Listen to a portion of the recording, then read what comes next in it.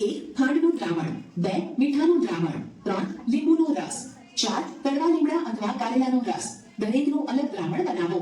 2 તમારા કોઈ એક સહપાઠીને આંખે પટ્ટી બાંધો અને તેને તે તેડીને જીભ બહાર કાઢવા કહો અને જીભ સીધી અને પહોળી સ્થિતિમાં રહેવી જોઈએ.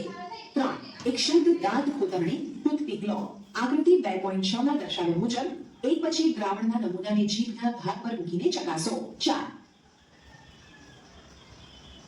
તમને કેવો સ્વાદ લાગ્યો? મીઠો. જીભના કયા ભાગ ઉપર તમને મીઠો સ્વાદ લાગ્યો? જીભના ટેડવા ઉપર.